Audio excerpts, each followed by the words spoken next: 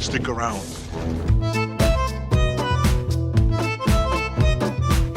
Here's Johnny!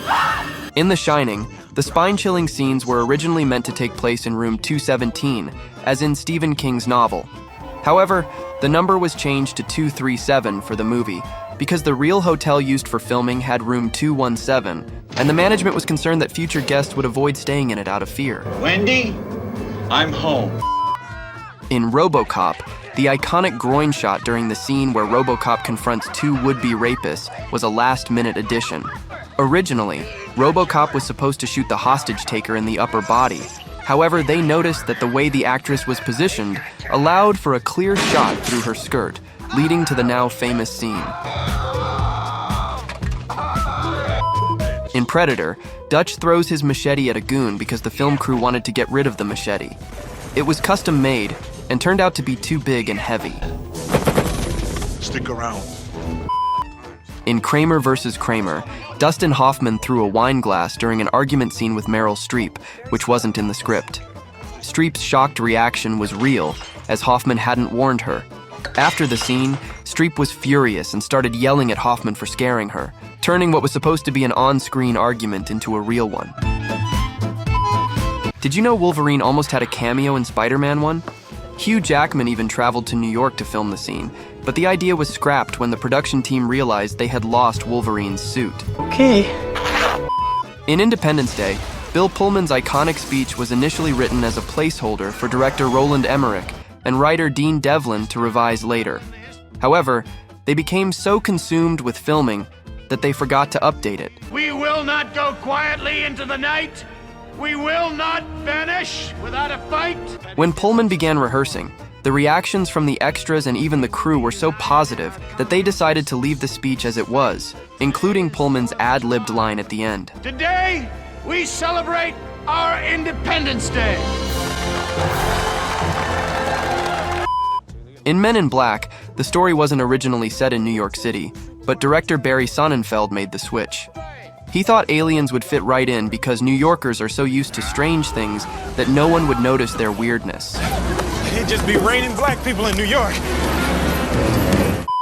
In the 1982 slasher film Pieces, there's a scene where a college student is cornered by a chainsaw-wielding killer. The character pees her pants, which was actually added to the script after the actress really wet herself during a rehearsal, being so terrified by the proximity of the real chainsaw. In Guardians of the Galaxy Volume 2, the dramatic shot of David Hasselhoff narrating the final lines of Guardians Inferno during the end credits was a last-minute decision by director James Gunn. He quickly filmed it on his phone and rushed it to the studio, concerned that the final cut had already been sent for distribution. Fortunately, there was still time to add it in. In these times of hardship, just remember, we are Groot.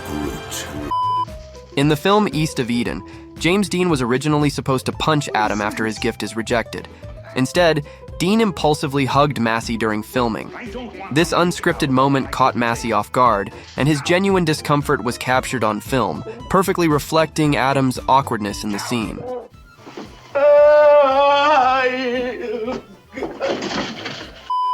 In Harry Potter and the Deathly Hallows Part 2, the infamous hug between Voldemort and Draco Malfoy was completely unscripted. After 25 normal takes, Fiennes decided to give Felton an awkward hug, leaving him genuinely confused. That single take was kept in the final cut, making Felton's baffled expression totally authentic. In Psycho, Anthony Perkins revealed that the moment when his character backs up in shock and knocks a picture off the wall after discovering the body in the shower was an accident. Though Hitchcock meticulously planned each scene, Perkins convinced him that the falling picture added to the tension, leading them to film a shot of it hitting the floor later. In Alien Resurrection, the hybrid creature was originally designed with both male and female genitalia to emphasize a sexual horror. The movie was shot with this design, but director Jean-Pierre Jeunet decided that, even for a Frenchman, it was too much, so the genitalia were edited out in post-production. In Bruce Almighty, God contacts Bruce using a real phone number, 7762323, rather than the typical fictional 555 number used in movies. This caused people to dial the number, hoping to talk to God. As a result, Universal had to change the number to a 555 version for the home release. In Rogue One, Darth Vader's iconic scene almost didn't happen. Originally, director Gareth Edwards didn't plan to include it. However, after Tony Gilroy took over during reshoots, the epic moment was conceived and filmed just 4 months before release, adding a powerful impact to the film. Without it, the ending would have centered only on Princess Leia's cameo.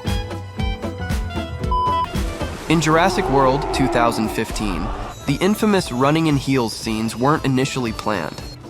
Director Colin Trevorrow repeatedly asked Bryce Dallas Howard to change her shoes, but she insisted on keeping the heels because she felt it fit her character.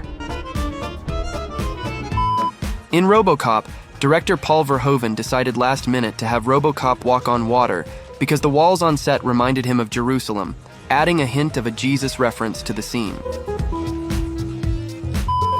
In Logan, the original plan was for Xavier to live in an upright water tank.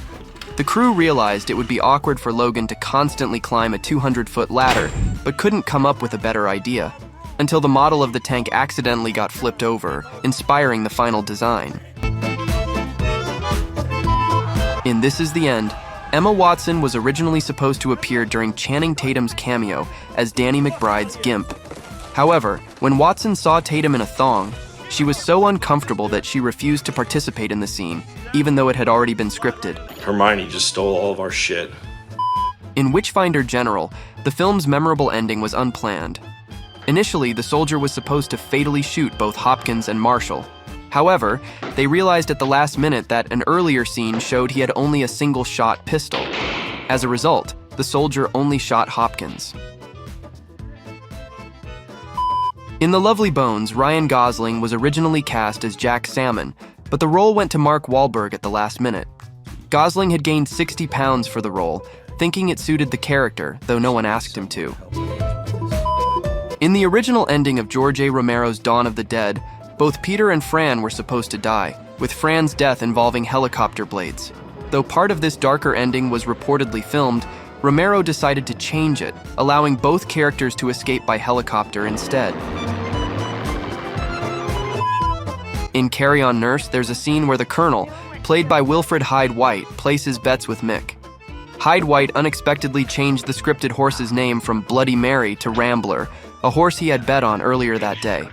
$50 to win Rambler, R-A-M-B-L-E-R.